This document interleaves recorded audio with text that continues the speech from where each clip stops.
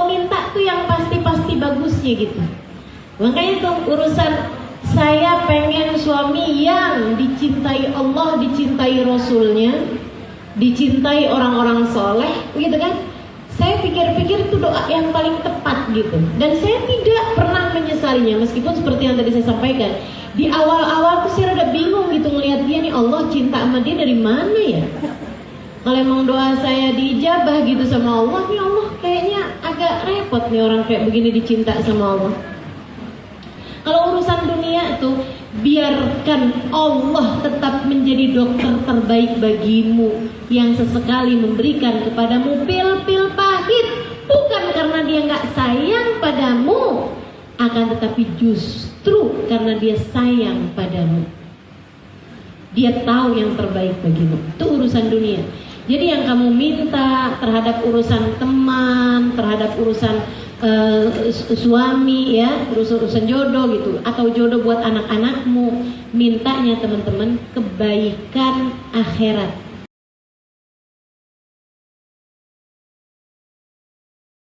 Kamu akan jadi semakin mirip sama dia, bukan tampilannya, bukan, tapi kondisi hatimu.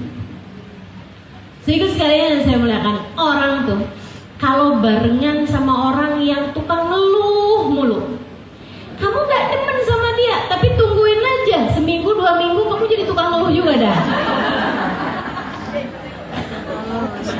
Coba aja lihat-lihatin. Percaya saya, pasti tuh jalis janis. Orang kumpul tuh bakalan jadi mirip, teman-teman sekalian. Makanya kalau kamu gak pengen jadi dia, jangan temenan sama dia gitu. Makanya sampai sekarang, mohon maaf teman-teman. Bukannya saya yang sadar nih kayak terlalu fanatik nih, enggak. Tapi teman-teman sekalian saya muliakan, saya sampai sekarang nggak ngerti ada orang bisa berteman, bersahabat. Mohon maaf ini ya sekali lagi ya, saya nggak bisa ngerti ada orang bisa berteman, bersahabat artinya berkawan dekat, jalan bareng apa segala macam sama orang non muslim. Nggak ngerti saya. Itu gimana mikirnya ceritanya? Ya kita mah temenan aja, Ustazah, jalan bareng aja, makan bareng aja. Kita mah lakum dinukum waliyadin. Nih gini ya.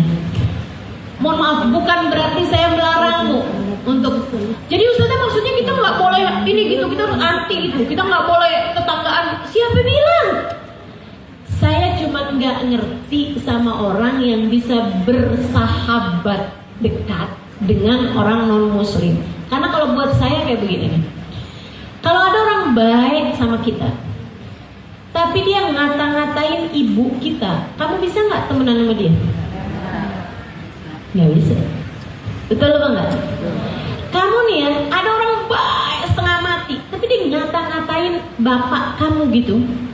Ngata-ngatain bapak kamu, andai itu benar sekalipun yang dia omongin, saya sakit hati. Betul apa enggak? Apalagi kalau dia fitnah bapak saya. Sebenarnya bapak kita baik setengah mati, dia fitnah gitu. Bapak kamu tuh emang dasar begini begitu segala macam. Bisa gak kamu temenan sama dia? Apakah kamu bisa menerima kebaikan-kebaikan dia? Saya sih enggak, teman-teman. Ya, kita harus berbuat baik sama dia. Oh itu iya. Berbuat baik sama dia iya. Tapi untuk berkawan, bersahabat dekat nggak bisa. Itu sama orang yang ngata-ngatain orang tua kita. Bagaimana dengan orang yang fitnah Tuhanmu? Tuhanmu dikata punya anak, Tuhanmu difitnah punya istri. Bisakah kamu berteman sama dia? Teman-teman saya sekalian, dia orang yang gak percaya dan mendustakan Nabi kita Muhammad. Nabi Muhammad, manusia yang paling kamu sayangi, manusia yang kamu berharap di akhirat bersama dengannya, manusia yang kamu berharap mesti 1400 tahun terpisah antara kamu sama dia. Tapi harapan terindahmu adalah kamu dapat berjumpa dengannya, kamu bisa mendengar suaranya, kamu bisa diraih tangan olehnya. percaya sama Nabi Muhammad dan dia bilang Nabi Muhammad bohong. Teman-teman saya sekalian, bisakah kamu berteman sama mereka, bersahabat dekat sama mereka? Saya enggak. Saya sih enggak. Oh, kalau berbuat baik iya, bertetangga silahkan, jual beli monggo, nggak apa-apa, teman-teman sedikit sekalian. Akan tetapi berkawan baik, berteman baik, berpelukan biasa gitu ya, saya sih enggak. Dan saya nggak ngerti kalau ada orang yang bisa melakukannya. Karena kalau buat saya, kamu berbuat baik sama semua orang iya, akan tetapi berkawan, bersahabat, pilih-pilihlah. Wah, dia ini temenannya pilih-pilih nih. Emang temen mah harus pilih-pilih. Kamu nggak mungkin bisa berkawan, bersahabat sama semua orang di dunia. Apalagi semakin tua, circlemu semakin sedikit. Coba liatin. Kita tuh zaman kecil, zaman TK teman kita banyak. Zaman SD teman kita banyak. Zaman SMP, lama-lama SMA mulai berkurang. Lama-lama, kamu liatin dah temenan kamu sama berapa orang, sahabatannya sama berapa orang. Habis kawin, habis.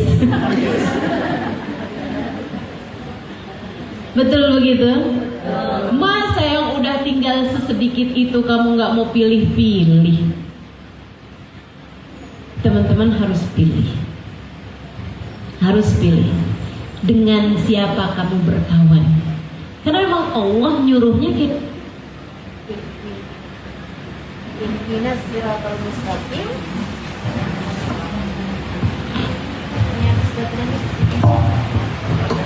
Kalau ihdinas siratal mustaqim itu yang Allah Subhanahu wa taala suruh, siratal ladzina an'amta alaihim. Isinya minan nabiyyin, siddiqin, syuhada, sholihin. Bertemanlah dengan orang-orang saleh. Teman-teman sekalian yang saya muliakan, berteman dengan orang-orang saleh. Nabi Muhammad malah nekenin banget. Jadi kalau ada orang bilang, nih Nabi aja bolehin kita loh temenan sama siapa aja. Siapa bilang? Nabi Muhammad alaihi wasallam mengatakan seperti ini. Al-mar'u ala dini khalilih, falyanzuril mar'u man yukhalil. Kata baginda kita Nabi besar Muhammad SAW. Al-mar'u ala dini khalilih. Seseorang agamanya tergantung agama khalilnya, agama yang sering bersama dengannya, agama kekasihnya, agama teman duduk yang paling sering dia barengan sama orang tersebut. Itu agamamu tergantung sama dia. Makanya kenapa nih ibu-ibu mesti milihin calon suami buat anak-anak gadismu yang benar agamanya. Kenapa nih adik-adik kalau mau nyari jodoh gitu ya, mesti yang benar agamanya. Karena memang agamamu tuh akan tergantung sama agama teman dudukmu. Nah, sama suami kan bukan cuma teman duduk ya, teman tidur juga. Bukan cuma duduk gitu. Makanya mesti benar. Milih suami mesti benar, teman-teman. Ustazah milih suami doanya kayak gimana? Ada yang mau tahu? Oh enggak? Udah lewat. Kali-kali kalau ngedoain anak-anaknya gitu. Iya kan ya? Saya entah kenapa, saya nggak ngerti kenapa, tapi saya itu kalau doa urusan jodoh dari dulu tuh doa saya nggak berubah. Ya Allah, maksudnya sebelum menikah tentu saja ya. Begitu menikah saya berhenti doa. Masa masih lanjut kayak gak yakin amat. Teman-teman sekalian, doa saya tuh begini. Ya Allah, karuniakan saya seorang suami yang Engkau cintai, Rasulullah cintai, dan para wali-wali mencintainya. Gitu. Maksudnya orang-orang soleh, para ulama mencintainya gitu. Orang-orang di jalan ini, di siratul ladina an'amta alaihim tuh, cinta sama dia gitu. Ya Allah, jadikan saya seorang suami yang Engkau cintai, Nabi Muhammad cintai dan dicintai sama orang-orang soleh. Jadi sekalian saya muliakan, habisnya nikah berapa lama? Udah lama gitu. Saya pernah satu waktu nanya sama suami saya, dulu doa urusan jodohnya apa gitu? Kok bisa dapet saya? Yang unyu-unyu ini, yang imut-imut tapi sekali waktu amit-amit. Saya tanya gitu sama dia gitu, dia kalau doa urusan jodoh tuh doanya apa gitu? Dia bilang, saya selalu doanya gini, ya Allah karuniakan saya seorang istri yang mencintaimu dan mencintai Nabi Muhammad. Jadi tuh kayak yang saya doanya minta seorang yang dicintai, dia doanya minta seorang yang mencintai Allah, mencintai Rasulullah. Ya saya GR juga, alhamdulillah dapetnya saya ya. Mudah-mudahan saya menjadi seperti yang dia bilang, mencintai Allah, mencintai Rasulullah. Dan waktu awal-awal nikah, saya ngelihat dia tuh rada aneh gitu. Saya bilang, kayak gini nih dicintai sama Allah.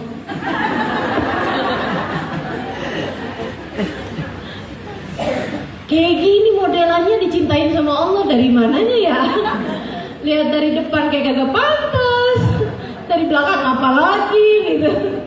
Masya Allah. Tapi lama-kelamaan saya ngerti, iya sih. Gimana mungkin Allah nggak cinta sama dia? Kenapa gitu? Ini untuk pelajaran aja ya, bukan saya lagi curhat loh ini. Bukan juga saya mau apa-apa gitu. Saya cuma mau ngasih pelajaran sama adik-adik jomblo nih, terutamanya nih ya. Kalau doa tuh dek, jangan ya Allah, suami Allah yang ganteng, yang kaya, yang mencintai saya, tergila-gila kepada saya ya Allah, yang cinta gila sama saya ya Allah, yang cinta mati sama saya ya Allah. Gak gitu teman-teman, gak gitu, gak gitu. Ada yang dulu kalau doa kayak gitu? Masya Allah. Sehingga dia tidak akan pernah mampu menduakan saya ya Allah. Aduh. Lupa kalau kawin tuh urusan ibadah, begitu ya. Masya Allah. Tuh kalau kayak begitu tuh banyak kecewanya tuh. Banyak kecewanya.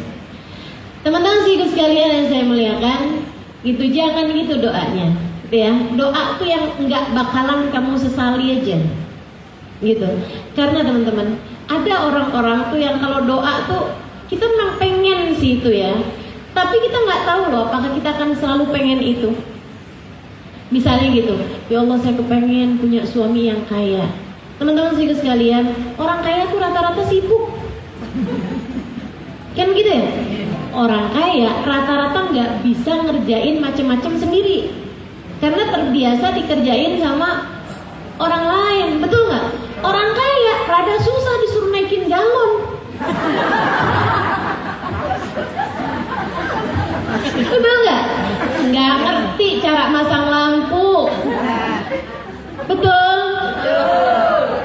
Jadi ya kalau kamu memang nikah sama orang kaya, ya siap-siap dengan segala yaitu ketidakmandirian, ya, ketidakmandirian. Teman-teman sih sekalian yang saya muliakan, jadi tuh hal-hal yang kayak begitu tuh kalau saya lihat-liatin rawan untuk kamu sesali belakangan. Kalau kamu doanya sesuatu yang ya Allah yang cakep, ya Allah nih saya kasih tahu adik-adik jomblo, saya kasih tahu, dengerin saya. Orang ganteng itu susah dijagainnya. Aduh, ya Doa minta cowok yang ganteng, ya Allah, dia nggak tahu tuh siksaan terberat bagimu. Apalagi kalau romanannya modelannya kamu nggak cakep-cakep amat, dikirain pakai tau deh. Itu suami kamu, ya ampun, ganteng amat, kamu perginya ke dukun yang mana? Gitu kan? Gitu. Dah mendingan gak usah. Jadinya ujian berat. Maksud saya mintanya yang jelek aja, nggak gitu juga. Fokusmu jangan kepada hal-hal yang seperti itu, rawan kamu sesali belakangan. Ada seorang ibu gitu bilang sama saya, Ustaz doain dong Ustazah biar suami saya betah di rumah. Saya bilang, Bu udah deh, apa-apaan tuh sama Allah dikasih yang terbaik. Kita kalau minta aja yang terbaik. Tapi Ustazah suami saya tuh jarang banget di rumah Ustazah, ya ampun. Saya kepengen gitu Ustazah kayak ibu-ibu yang lain gitu, suaminya sering di rumah. Suami saya Ustazah jarang ada di rumah. Serius nih, minta doa kayak begitu. Iya Ustazah doain. Saya doain deh tuh Fatihah, saya bilang gitu kan. Udah tuh, berapa bulan kemudian datang lagi, Ustazah suami saya Ustazah di PHK. Di rumah mulu Ustazah, saya kagak bisa hadir ngaji. Betapa cepatnya harapanmu tuh berganti, keinginanmu berubah, apa yang kamu minta menjadi sesuatu yang tidak lagi kamu inginkan. Jadi teman-teman saudara sekalian yang saya muliakan, kalau minta tuh yang pasti-pasti bagusnya gitu. Makanya tuh urusan saya pengen suami yang dicintai Allah, dicintai Rasulnya, dicintai orang-orang soleh, gitu kan? Saya pikir-pikir itu doa yang paling tepat gitu. Dan saya tidak pernah menyesalinya, meskipun seperti yang tadi saya sampaikan, di awal-awal tuh saya rada bingung gitu ngelihat dia nih, Allah cinta sama dia dari mana ya? Kalau emang doa saya diijabah gitu sama Allah, nih Allah kayaknya agak repot nih orang kayak begini dicinta sama Allah. Teman-teman sekalian saya muliakan, saya itu ketika nikah, itu saya udah mondok 12 tahun. Suami saya pesantren kilat aja nggak pernah pesantren kilat. Jadi dia nggak pernah tahu sama sekali kehidupannya pesantren itu seperti apa, dan dia tahu Islam tuh cuman dasar-dasarnya doang. Bener-bener dasar-dasar Islam aja gitu, kayak sholat, kayak gitu. Dia pernah ngelihat saya sholat ba'diyah zuhur 4 rakaat. Dia bilang gini, kamu sholat lagi ya? Sholat saya nggak sah ya? Karena sebelumnya saya sholat zuhur berjamaah sama dia. Saya di awal nikah saya bilang sama dia. Dia tanya, kamu punya permintaan nggak sama saya? Saya bilang punya. Coba pikirin tuh. Punya, saya bilang. Apa permintaan kamu sama saya? Saya bilang, saya nggak pernah mau, saya sholat sendirian. Jadi saya minta kamu untuk sholat berjamaah sama saya. Dia bilang gini, tapi kan kamu ustazah. Terus kenapa? Tapi kan kamu harus jadi makmum. Ya iyalah. Masa sih ngimamin dia? Dia bilang, tapi saya tuh surat-surat pendek gak banyak yang saya hafal. Ya surat panjang juga gak apa-apa, apalagi. Surat pendek aja gak apa, bukan surat panjang. Ya bisa saya sholat ba'diyah duhur 4 rakaat, dia nanya gitu, menurut kamu sholat saya gak sah ya? Kenapa? Sah kok, saya bilang. Kenapa kok bisa kamu anggap? Oh kamu sholat lagi? Iya orang ba'diyah juga. Emang 4 rakaat? Iya boleh 2, boleh 4. Oh baru tahu saya. Masya Allah. Dia pernah lihat saya baca Quran. Dia sampai merosot dari tempat tidur teman-teman. Jadi saya tuh lagi pagi-pagi saya baca Quran gitu.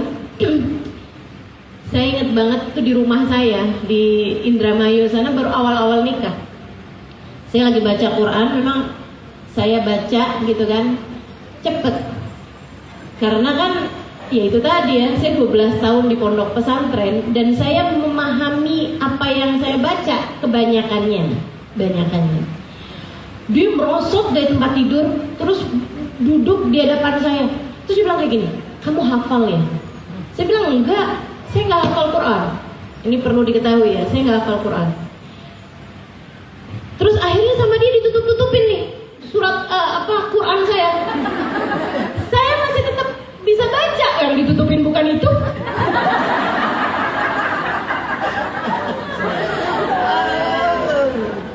Kita belajar gitu bacanya. Dia bilang, kamu hafal pasti? Enggak, saya nggak hafal. Saya bilang gitu kan. Terus dia bilang, kok cepet banget kamu bacanya? Ya karena saya udah biasa bacanya. Ya maksudnya kalau udah biasa bacanya lancar kan jadi cepet. Ibu-ibu bisa nggak baca Fatihah cepet? Bisa, biasanya juga cepet. Kenapa bisa cepet? Udah hafal. Saya aja pernah tuh ngeliat ada orang sholat cepet banget. Terus saya tanya, kok cepet banget sholatnya? Udah hafal. Ih, biar hafal juga bukan berarti boleh cepet ya, ya ampun. Teman-teman sih sekalian, terus akhirnya dia bilang kayak gini nih, seumur hidup saya nggak pernah dengar orang baca Quran lebih cepat daripada kamu. Dia bilang, nih si suami saya nih, dia bilang seumur hidup saya nggak pernah dengar orang baca Quran lebih cepat daripada kamu. Terus dia bilang kayak begini, kamu tau nggak? Saya terakhir kali baca Quran tuh saat saya masih SMA. Dia kawin sama saya umur 37 tahun. SMA tuh kan umur 17 tahun. 20 tahun dia nggak baca Quran. Gantian saya yang bengong. Saya bilang, ya ampun, terus kamu muslim tapi kan? Saya takut aja, terus dia bilang saya juga baru masuk Islam dulu. Ya Allah. Terus saya ngeliat kayak gitu kan saya bingung, doa saya salah ngasih dulu. Kayak perasaan benar gitu ya. Terus Allah mau cinta sama orang kayak gini nih, gimana ceritanya gitu. Insya Allah. Tapi lama kelamaan bersama berjalannya waktu. Saya pernah satu waktu saya bilang gini, kamar mandinya lama amat sih udah siap-siap, udah pakai mukena, saya sampai nahan-nahanin biar nggak batal. Dia keluar kamar mandi tuh kayak wudhu setengah jam gitu, lama banget. Saya bilang, kok kamar mandi lama amat sih? Saya udah mau batal aja nih dari tadi gitu nungguin sholat berjamaah. Dia bilang, oh. Saya bilang, was-was, jangan diikutin. Dia bilang, enggak, saya nggak was-was. Terus kenapa? Ada semut di bak mandi. Terus saya selamatin satu-satu. Rombongan semutnya.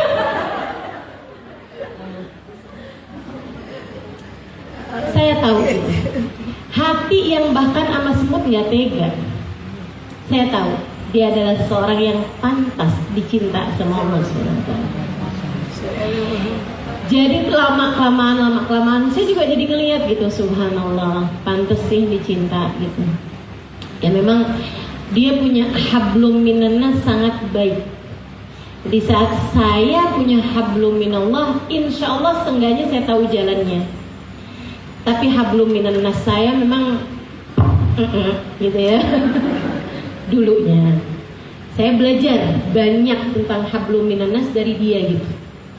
Bagaimana bicara sama orang, bagaimana nggak nyakitin hati orang, bagaimana belajar untuk senyum sama orang, bagaimana berbuat baik sama orang. Saya belajar dari dia gitu. Saya suka lihat dia dan suka mikir kayak gini, kamu adalah orang yang terlahir baik. Dia nggak ngerti caranya punya dendam, dia nggak ngerti caranya untuk kayak nyimpen permusuhan dalam hati, dia nggak ngerti caranya. Jadi saya suka bilang gitu, kamu adalah seorang yang emang terlahir baik. Di saat saya adalah seorang yang belajar untuk baik, gitu. Jadi saya paham lah, ketika saya lihat dia, saya tahu dia adalah seorang yang seperti doa saya dulu, dicinta sama Allah, dicinta sama Rasulullah, dan dicinta sama orang-orang yang soleh. Ya kayak gitu. Jadi penasaran pengen tahu suami Ustazah kayak gimana ya. Ada nggak sih di Google? Nggak ada. Saya nggak bolehin dia main sosmed. Teman-teman sekalian dan saya muliakan, itu jadi milih temen tuh mesti yang punya hubungan sama Allah, mesti yang ada di jalan Siratal Mustaqim nih teman-teman. Apalagi milih suami, gitu kan ya? Suami kan kamu milihnya berharap sekali nikah seumur hidup. Ustazah kalau udah salah pilih kayak gini gimana nih Ustazah? Pilih ulang apa gimana nih? Enggak usah. sama-sama perbaiki diri aja. Ya. Caranya gimana Ustazah? Ingat-ingat ilmunya mixer. Nih, ilmunya mixer. Ilmu mixer apaan? Gini teman-teman, saya tuh pernah melihat teman saya yang memang hobi bikin kue gitu ya. Satu hari dia lagi bikin kue, mixernya gede. Ada tuh kan kalau orang kalau bikin kue sekalian banyak tuh mixernya gede gitu. Tempatnya tuh gede dan mixernya gede. Nah mixer yang gede tuh ternyata tuh nggak pakai dipegangin ya, ditaruh gitu aja. Pernah tahu nggak sih? Iya, kalau nggak tahu bayangin aja lah. Jadi tuh dia masukin tuh telur, terigu, blue band, apalagi sih ya, garam dikit, tepung, terigu tadi tepung, gula, iya. Tuh dimasukin tuh kan dalam tempat gitu ya. Habis itu mixernya ditaruh doang loh sama dia. Saya bilang gitu, karena kan saya ngelihatnya tuh ada telur yang ada di pojokan, ada tepung yang naik ke atas, ada mentega blue band yang kemana-mana gitu. Jadi saya bilang, kenapa kamu nggak gerakin aja mixernya biar rata jadinya kan? Terus dia bilang kayak gini, nggak apa-apa Ustazah, ntar juga rata-rata sendiri. Emang iya? Jadi saya liatin tuh, beneran. Pertamanya dimuter di sekeliling gitu, digerak, terus muter lah yang ada di sekeliling. Lama-lama tambah luas. Lama-lama yang ada di pojokan, yang ada di pinggiran semuanya ikut berputar teman-teman. Sampai lama-lama rata jadinya adonannya, gitu ya. Saya jadi belajar satu hal hari itu. Kalau kamu hijrah, kalau kamu taubat, kalau kamu menjadi baik, tetaplah begitu. Dan tetaplah dalam keadaan semakin hari semakin baik, tetaplah berubah gitu. Nggak pakai ngomong, nggak pakai apa-apa, nanti yang di sekelilingmu akan ikut berubah bersama denganmu. Gitu. Dan itu saya rasain juga, saya sama suami saya. Saya tuh teman-teman pernah berusaha untuk merubah dia. Pernah, saya berusaha buat mengubah dia. Saya ajarin dia gitu. Kak, saya bilang, kalau sholat itu jangan pakai celana panjang, pakai sarung aja. Dia bilang, kenapa gitu? Ya soalnya kalau celana panjang itu, apalagi yang misalnya ngetat gitu ya, itu tuh hukumnya makruh buat laki-laki. Bagusnya tuh pakai sarung gitu, atau pakai gamis. Pakai gamis kan ntar dia bilang kayak orang Arab, kayak orang di Arab gitu maksudnya. Jadi saya bilang ya sengaja pakai sarung gitu. Dia jawabnya kayak gini, itu ya Halimah, karena zaman Nabi tuh nggak ada celana panjang. Sok tahu kan? Abis itu dia pernah lihat saya pakai siwak. Terus dia bilang itu apaan sih kamu pakai kayu begitu tuh? Saya bilang nih kayu siwak, kalau sholat kayak begini nih, gosok gigi pakai siwak kayak gini sebelum sholat, sholatnya berlipat ganda. Dia bilang kayak begini, itu karena zaman Nabi tuh belum ada odol. Pokoknya saya kalau ngomong apa aja dibantah sama dia gitu. Akhirnya saya berhenti untuk nasehatin dia. Ini pelajaran buat ibu-ibu, apalagi terutama nih ya, mohon maaf, yang baru-baru hijrah, bawaan gatel. Pengen nasehatin mulu, suami pengen kita bilangin, anak pengen kita bilangin, siapa pengen kita bilangin gitu. Akhirnya sampai suaminya jadi gerah, kata suaminya, ya ampun, pulang pengajian jadi ustazah. Ada yang pernah dibilangin gitu sama suaminya? Kok kamu sekarang jadi kayak Ustazah Halimah? Dia nggak tahu, padahal Ustazah Halimahnya nggak pernah gitu sama suaminya. Ngelihat suami masuk kamar mandi, salah kakinya keluar dulu. Masuk kamar mandi kaki kiri. Nyebelin banget deh ya. Astagfirullah. Jadi teman-teman sekalian, saya muliakan, saya semula gitu kayak pengen mengubah dia gitu. pengen saya kasih tahu segala sesuatu tuh fadilahnya begini, dia harus begini, nggak boleh begini, nggak boleh begitu, apa segala macam. Tapi terus lama-lama gitu, saya pikir, ya Allah, yang ada bukannya benar, malah berantem, malah dia nggak suka gitu kan. Akhirnya saya melakukan sesuatu yang oke lah, lambat nggak apa-apa, yang penting nyampe. Saya pikir dulunya begitu, padahal ternyata sebaliknya. Justru ini yang paling cepat. Apa itu? Doa. Doa. Saya dulu mikirnya, ya nggak apa-apa lah kalau gitu, saya doain aja. Saya doain aja. Ya lambat-lambat nggak apa-apa lah, yang penting nanti kapan-kapan dia berubah. Teman-teman sekalian, ternyata itu tuh bukan lambat, akan tetapi justru yang paling cepat. Kenapa? Karena dirimu, suamimu, anak-anakmu, siapapun orang-orang yang ada di sekelilingmu, hati mereka, keadaan mereka, pengendalinya satu, namanya Allah. Kamu ketika minta kepada Allah, kamu justru minta kepada yang pegang kendali, sehingga malah justru akan semakin mudah. Allah kalau mau gerak-gerakin hati orang, teman-teman sekalian. Inna qalbal insan, kata Nabi Muhammad sallallahu alaihi wasallam, baina usbu'ain min asabi'ir rahman. Sesungguhnya hati seorang manusia berada dalam 2 jari dari jari-jarinya Allah Subhanahu wa taala. Kayak kelereng di tangannya anak kecil. Kayak kelereng dipegang-pegang sama anak kecil kan gampang banget tuh, ntar ke kanan, ke kiri, ke kanan, ke kiri. Kayak begitu tuh hati kita di hadapan Allah Subhanahu wa taala. Maka itu aja yang saya tempuh. Kalau ada hal-hal apapun yang saya nggak suka dari diri dia, dan saya tahu itu sesuatu yang melanggar aturan Allah Subhanahu wa taala, daripada saya omongin yang akhirnya bikin kita berantem, mendingan saya angkat tangan pada Allah Subhanahu wa taala. Saya bilang, ya Allah, sayangi suami saya,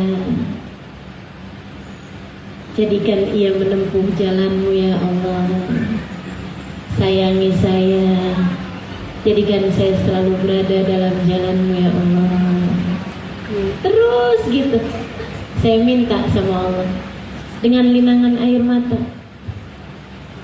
Subhanallah, begitu mudahnya Allah Subhanahu wa taala membolak-balikkan keadaan. Teman-teman saya sekalian, urusan ngaji Al-Qur'an tuh, suami saya jadi orang yang tidak akan pernah melewatkan satu hari tanpa membaca Al-Qur'an. Walaupun selembar 2 lembar, enggak akan pernah dia tinggalkan. Walaupun dia udah ngantuk malam-malam, saya belum baca Quran nih, gitu. Tapi dia kalau dia udah ngantuk gitu kan, sayanya udah tidur gitu, diajakin ngobrol sama dia biar nemenin dia baca Quran gitu. Teman-teman sekalian yang saya muliakan, itu hati manusia berubah-ubah begitu mudahnya di hadapan Allah Subhanahu wa taala. Semua menjadi mudah. Meskipun kadang-kadang menurutmu mustahil, akan tetapi di hadapan Allah tidak ada yang mustahil. Tetaplah baik tanpa pernah berbuat apapun kepada orang-orang di sekelilingmu. Saya nggak usah nasehatin, nggak usah minta, nggak usah apalagi marah-marah gitu ya, sama anak-anak, sama suami gitu, nggak usah. Kamunya aja tetap baik terus, kamu baik terus, sama tanganmu tengadah meminta kepada Allah Subhanahu wa taala. Itu adalah satu-satunya cara. Berarti 2 tuh ya, gitu kan ya. Kamu tetap baik dan kamu tetap berbuat baik padanya, dan kemudian doa terus tengadah antara kamu kepada Allah Subhanahu wa taala. Sangat mungkin Allah Subhanahu wa taala mengubah orang-orang yang ada di sekelilingmu menuju kebaikan. Begitu. Tapi kalau kamu bisa milih nih ya, yang belum terlanjur, ini maksud saya ini buat orang-orang yang udah terlanjur nih, biar nggak minta ini apa namanya, tuker tambah. Ada gitu sama saya gitu ngomongnya, Ustazah ya ampun sebel banget sama suami, boleh nggak sih Ustazah doa minta tuker tambah? Dikirain mobil bagaimana nih suaminya ya, tuker tambah. Nah teman-teman sekalian, kalau yang udah terlanjur punya suami, udah gitu aja gitu cara mengubah dia. Akan tetapi teman-teman yang belum terlanjur, tuh doanya yang benar, doanya yang benar. Jangan asal ganteng susah jagainnya. Jangan asal kaya, belum tentu itu yang terbaik bagimu. Jadi mesti kayak gimana? Urusan dunia biarkan, itu jadi haknya Allah untuk memberikannya kepadamu, akan disesuaikan sesuai dengan keperluanmu teman-teman. Dunia akhirat, bukan asal keperluan dunia doang, perluan akhirat juga. Ada orang-orang yang Allah lihatnya, nih kalau dikasih kaya nih ntar hisapnya banyak. Ini orang ini nih kalau dikasih kaya nih ntar nggak bener nih, dia pakai duitnya buat hal-hal yang nggak bener. Jadi sama Allah dikasih sederhana hidupnya, justru karena Allah sayang. Gitu. Kalau urusan dunia tuh biarkan Allah tetap menjadi dokter terbaik bagimu, yang sesekali memberikan kepadamu pil-pil pahit, bukan karena dia nggak sayang padamu, akan tetapi justru karena dia sayang padamu. Dia tahu yang terbaik bagimu. Itu urusan dunia. Jadi yang kamu minta terhadap urusan teman, terhadap urusan suami ya, urusan jodoh gitu, atau jodoh buat anak-anakmu, mintanya teman-teman kebaikan akhirat. Yang udah pasti bagusnya. Apa itu? Doa yang kayak tadi saya kasih tahu kamu, boleh kalau kamu mau ikutan, gitu ya. Jangan juga gini, ya Allah saya minta jodoh kayak yang diminta sama Ustazah Halimah ya Allah. Nah gitu juga gitu ya. Disebutkanlah gitu apa yang kamu mau dari kebaikan dunia akhirat. Ya Allah saya minta suami yang membawa kebaikan, atau yang bisa menjadi kawan berbuat kebaikan untuk saya dunia dan akhirat. Ya Allah saya kepengen begini, kepengen begitu, silakan. Tapi akan kebaikan-kebaikan yang selalu kamu kedepankan daripada urusan-urusan dunia. Urusan-urusan agama itu yang seharusnya lebih kamu daripada urusan-urusan dunia. Baik teman-teman sekalian, jadi milih teman itu penting, termasuk kamu doa minta teman yang baik, dan kamu doa minta anak-anakmu dikasih teman yang soleh. Itu juga perlu. Saya nggak tahu yang pada punya anak udah doa kayak gitu apa belum. Tapi yang pasti saya ingin kembali mengingatkanmu hal ini. Kalau doain urusan anakmu Bu, doain ya Allah, dekatkanlah anak-anak saya dengan kebaikan. Dekatkanlah ia dengan orang-orang baik. Jauhkan dia dari keburukan, dan jauhkan ia dari kawan-kawan yang bisa membawa keburukan. Doa Bu, minta Bu. Jangan asal ya Allah masukkan dia ke sekolah favorit. Ya Allah, itu hal-hal yang rawan untuk kamu sesali belakangannya nantinya. Karena nggak semua sekolah favorit itu baik buat anakmu, kan begitu ya? Nggak selalu teman-teman saya sekalian. Ya Allah jadikan anak saya pinter, pokoknya yang paling pinter deh di sekolah. Gitu, itu belum tentu baik buat anakmu teman-teman. Gitu, jadi kalau minta untuk anak-anak kita tuh, Ustazah nggak boleh gitu minta sehat. Betul, harus kamu mintain. Nggak apa-apa, minta sehat ya Allah, anak-anak saya kasih kesehatan, zahir batin, bahagiakan hatinya ya Allah. Dekatkan ia dengan kebaikan ya Allah, gitu ya. Itu harus kamu minta kawan-kawan baik bagi anak-anakmu. Sebab bagaimanapun seseorang, seperti kata Nabi Muhammad, agamanya tergantung dari agama kawan dekatnya. Pastikan anak-anakmu hanya berkawan dengan orang-orang baik, orang-orang soleh. Insya Allah. Baik teman-teman sekalian semuanya, kalau kamu dekatnya sama orang-orang soleh, tentu aja dekat sama orang soleh berarti juga akan dekat dengan tempat-tempat soleh, tempat-tempat yang baik-baik. Tempat yang baik kayak di mana? Kayak di sini, di majelis-majelis ilmu, di majelis-majelis yang soleh-soleh. Nanti tuh kalau bertemannya sama orang-orang soleh, pertemanan dengan orang soleh akan membuatmu kenal sama para syuhada. Para syuhada yang saya maksudkan di sini untuk zaman sekarang kebanyakannya adalah para ulama. Sebab pasti itu orang baik tuh pasti berburu dari orang-orang baik. Begitu kan ya? Temenan sama mereka, kumpul di majelis-majelis ilmu, kumpul di tempat-tempat yang baik, yang seneng hadir majelis taklim teman-teman sekalian.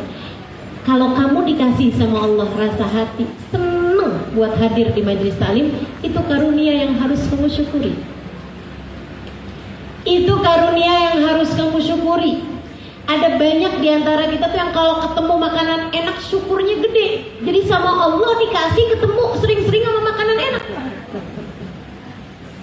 Ada orang-orang di antara kita tuh yang kalau lihat pemandangan-pemandangan bagus dia syukuri. Akhirnya sama Allah dikasih itu, dikasih. Sering-sering bisa lihat pemandangan-pemandangan bagus. Boleh apa nggak usah kayak gitu? Boleh, nggak apa-apa. Teman-teman sekalian, tapi ada orang-orang yang setiap kali dia berbuat maksiat, dia syukurin. Sehingga sama Allah terus-terusanlah dia dikasih jalan-jalan maksiat. Gue udah puas nih, gue udah habis labrak tuh orang, puas hati saya. Nah itu kan namanya mensyukuri maksiat. Labrak orang tuh dosa apa nggak dosa? Dosa, gak disyukurin. Akhirnya sama Allah dalam hidupnya dia tuh labrak-labrak orang dulu. Disyukurin gitu. Gue habis berantem nih sama suami, ya ampun, puas banget hati saya. Udah alhamdulillah. Udah saya berantemin tuh suami saya. Udah saya marahin dia habis-habisan. Akhirnya rumah tanggamu jadi berantakan terus, yang akhirnya bikin kamu harus marah-marah terus. Kenapa? Sebab kamu mensyukuri hal tersebut. Allah bilang la in syakartum. Jadi kalau kamu kepengen satu kenikmatan ditambahin terus sama Allah, kamu mesti syukurin. Makanya saya pernah sarankan tuh, buat kamu yang susah bangun tahajud, cobain kalau kamu pas bisa bangun tahajud, syukurilah. Kalau perlu sujud syukur. Bangun nih, tahajud nih, pas beneran bangun tahajud, syukurin, sujud syukur. Makasih ya Allah, makasih ya Allah, senang saya Allah. Kau bangunkan malam hari ini, makasih ya Allah, makasih. Besok-besok pasti lebih ringan lagi buat bangun tahajud. Kalau kamu satu waktu bisa menahan amarah, teman-teman, pengen banget marah gitu sama anak kamu misalnya, tapi kamu berhasil meredamnya karena inget-inget nasihat saya misalnya. Ingat, anak kamu walaupun lahir darimu, ia bukan milikmu, ia miliknya Allah. Anakmu meskipun ada namamu di belakangnya sebagai ibunya, atau nama suamimu di belakang namanya sebagai ayahnya, akan tetapi di atas itu ia adalah umat Nabi Muhammad. Kalau kamu marahin anakmu, kamu pukul anakmu, Allah gak akan ridho padamu sebab anakmu miliknya. Nabi Muhammad akan ikut marah padamu sebab ia adalah umatnya. Kata Allah, sembarangan aja hambaku kamu gituin. Dimarahin kamu sama Allah. Nabi juga gitu. Kata Rasul, sembarangan umat saya sayang sama umat saya. Kok bisa-bisanya kamu pukulin kayak gitu? Aduh, jangan, awas kamu. Digituin kamu sama Nabi Muhammad. Teman-teman sekalian, kalau kamu satu waktu lagi marah sama anak kamu, pengen kamu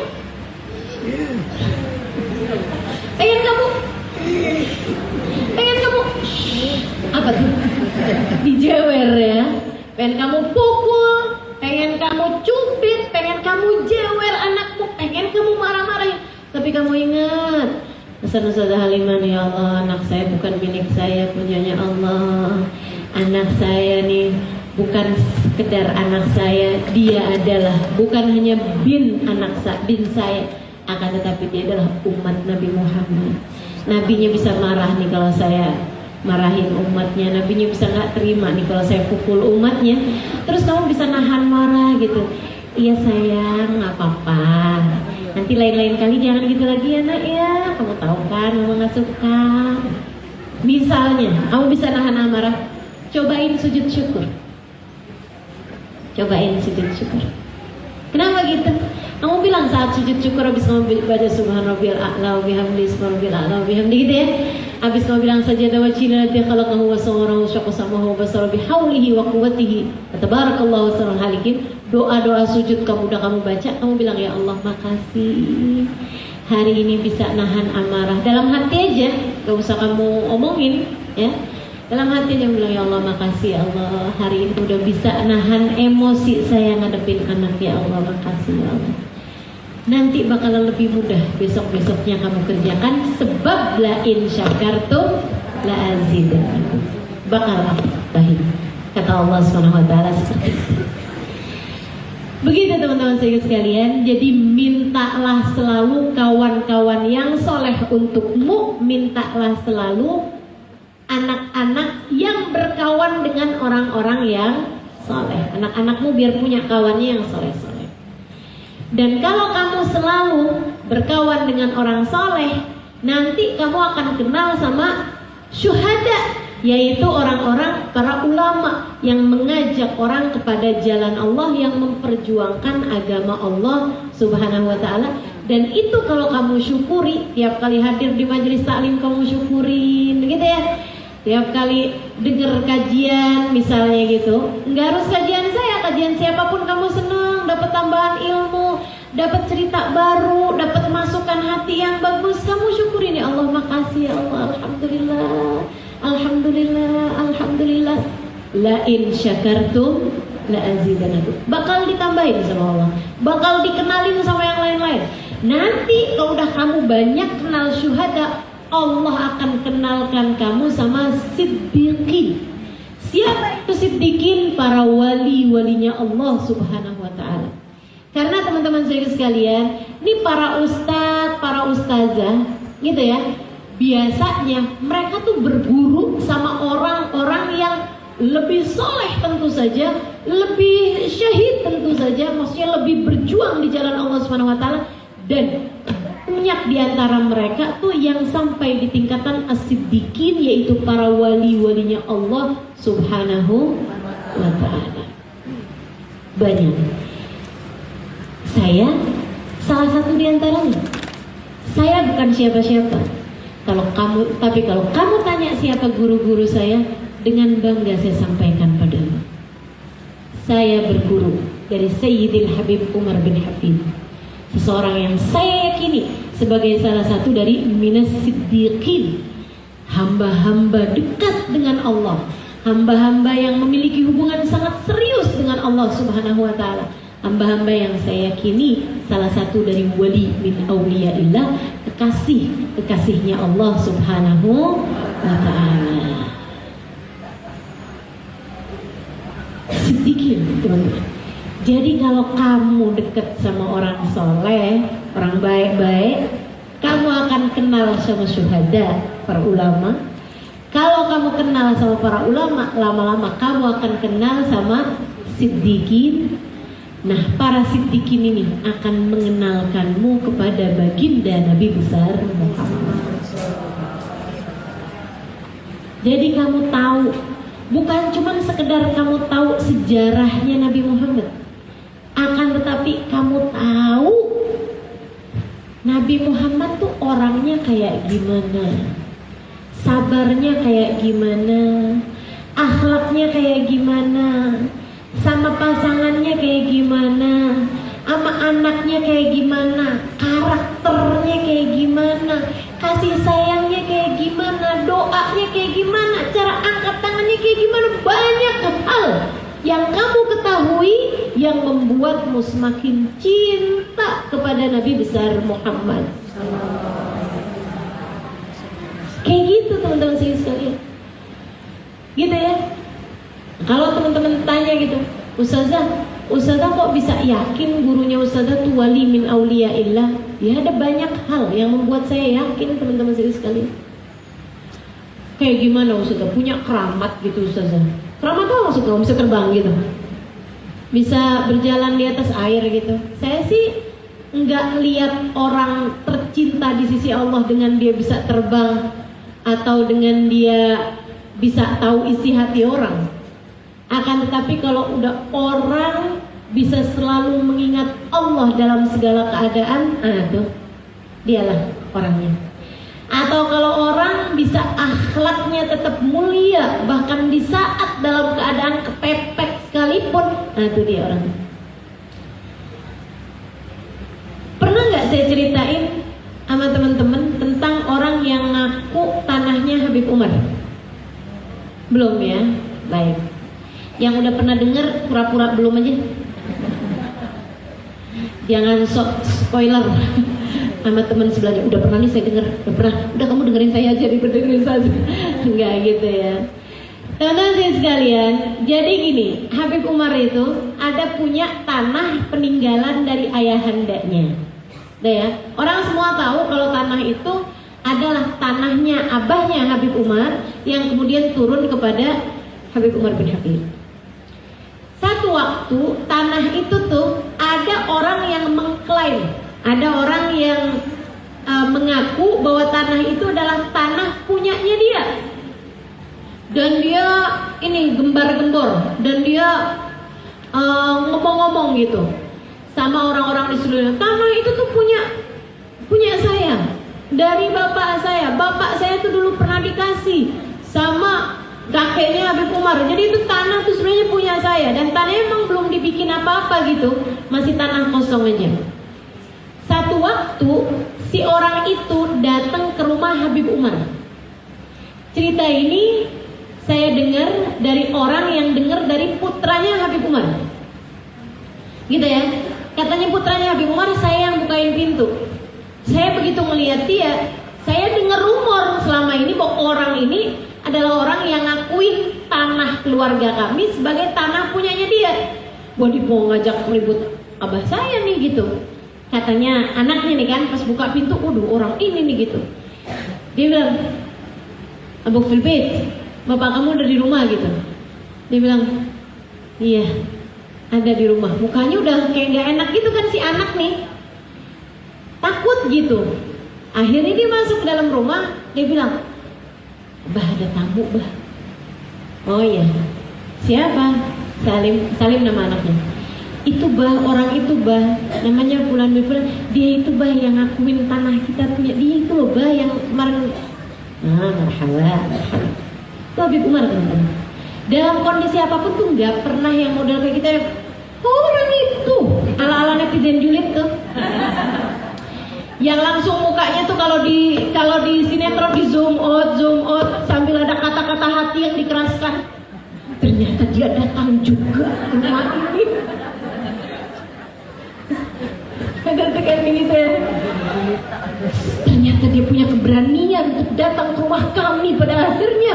Teman-teman saya sekalian, Ustaz aku tahu banget gitu.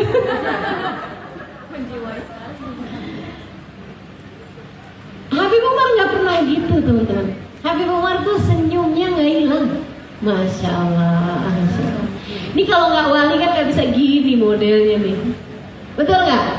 Kalau dia nggak orang yang hatinya selalu inget Allah, selalu sambung sama Allah, nggak gini loh rupanya. Senyum aja, marhaba, marhaba. Beliau keluar dengan senyumnya, dia bilang, ya marhaba, ahla wa sahla, tafadhalu. Silahkan masuk, silahkan duduk. Dudukin sama Habib Umar gitu kan, persilahkan duduk. Kemudian minta anaknya buat siapin minuman dan kue-kue gitu ya. Udah tuh, sambilan anaknya nih bawa-bawa nih makanan kue-kue apa kurma ada apa gitu. Anaknya dengar gitu. Jadi dia tanya sama Habib Umar. Habis dia duduk tanya gimana kabar anaknya, gimana kabar semuanya nih. Habis itu Habib Umar nanya gitu. Ada keperluan apa nih datang ke rumah kami, kata Habib gitu. Sambil tetap senyum. Dia kemudian bilang, ini nih Umar, saya nih mau bilang tentang urusan yang tanah itu Umar. Marhaba. Tanah yang itu tuh Umar, sebenarnya itu tanah punya kami Umar. Itu tuh dari kakek kamu tuh dulu pernah ngasihin tanah itu kepada Pro. Dia ngomong gitu. Oh loh, gitu. Sampai udah selesai orang itu ngomong, kata Habib Umar, marhaban, sebentar. Habib Umar masuk ke dalam, teman-teman. Dia ngambil surat tanah itu. Anaknya kirain, Salim yang cerita, kirain Habib Umar bakal nunjukin, ini loh surat tanahnya, atas namanya bapak saya, sekarang udah turun ke saya, gitu kan. Habib Umar dikirain mau nunjukin itu gitu. Itu kan tanahnya memang lokasinya di situ, semua orang juga tahu ini punya keluarga kami gitu. Ternyata begitu nyampe depan orang, Habib Umar menyerahkan surat tanah tersebut sambil bilang, maaf ya, selama ini surat tanahnya ada sama kami. Kalau ternyata tanah itu adalah milikmu, maafkan kami, selama ini surat tanahnya ada pada kami. Kalau ternyata tanah itu adalah milikmu, milik kami, dengan ini saya hadiahkan untukmu. Gimana menurutmu? Wali atau bukan wali nih? Kayak begini nih. Kamu jangan kata direbutin tanah, saya udah tahu dah modelannya. Urusan kue donat doang bisa rebutan gitu. Masya Allah, ya Allah, ya Allah. Teman-teman saya sekalian, ini kalau nggak wali nggak bisa kayak begitu. Anaknya sampai bengong gitu. Abis itu orangnya bilang, sampai gemeteran, dia tuh sampai kayak pengen cium tangannya Habib Umar gitu. Ini beneran nih, Umar beneran nih. Tapi Umar, betul. Jazakumullah khair, Allah jazakallah khair. Gitu kan, udah sampai orangnya pulang. Teman-teman saya sekalian, abis itu anaknya nih tinggal, bah, kenapa Abah kasihin surat tanahnya, bah? Anaknya kayak yang nggak terima gitu. Oh, kenapa gitu? Anaknya kan belum jadi wali ya. Anaknya belum masuk dalam kategori bikin. Akan tapi yang pasti anaknya udah masuk tuh dalam kategori orang-orang yang belajar dari siddiqin, yaitu para syuhada, kalau enggak orang-orang soleh. Apa jawab Habib Umar bin Habib? Gimana saya nggak serahin? Ya saya serahin lah. Saya takut, kata Habib Umar, kalau saya nggak serahin, saya takut di akhirat nanti pas waktu saya jumpa sama Allah Subhanahu wa taala. Saya takut Allah bilang, oh ini Umar bin Hafid yang waktu di dunia rebutan tanah. Saya malu kalau sampai saya nggak serahin surat tanah itu. Saya malu kalau ketemu sama Nabi Muhammad, saya bisa dibilang apa? Oh ini Umar bin Hafid yang waktu itu rebutan tanah. Saya nggak sanggup rasanya untuk berjumpa dengan Allah atau menghadap Rasulullah, sementara saya menjadi orang yang memperebutkan sesuatu yang duniawi. Nih ibu, belajar dari orang-orang seperti itu. Walaupun kita belum sanggup untuk bisa menempuh jalan seperti mereka, sekurangnya kita ada di belakang mereka. Sekurangnya kita cinta sama mereka, teman-teman. Sekurangnya kita terus belajar dari orang-orang yang seperti itu. Biar kita lebih pintar nata hati, biar kita lebih bagus cara berpikirnya, biar kita mudah-mudahan jadi orang-orang yang saleh, salehah insyaallah. Biar kita semuanya bisa jadi hamba Allah Subhanahu wa taala yang salehah. Ada di belakangnya para syuhada, di belakangnya para siddiqin, hingga di ujungnya kita di belakang baginda kita Nabi besar Muhammad sallallahu alaihi wa ala alihi wa sahbihi wasallam. Jadi mulai sekarang, tiap kali kamu baca ihdinas siratal mustaqim siratal ladzina an'amta alaihim, kamu bayangin, ya Allah, tempuhkan pada saya jalan lurus-Mu. Ya Allah, jadikan saya ada di belakang Habib Umar bin Habib. Jadikan saya ada di belakang Sayyidah Fatimah. Jadikan saya ada di belakang Sayyidah Khadijah. Jadikan saya bisa menempuh jalan Sayyidah Fatimah. Jadikan saya Allah bisa menempuh jalan Nabi Muhammad.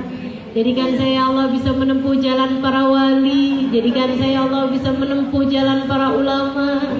Ya Allah, sertakan saya ada di belakang mereka, ya Allah, ghairil maghdubi alaihim.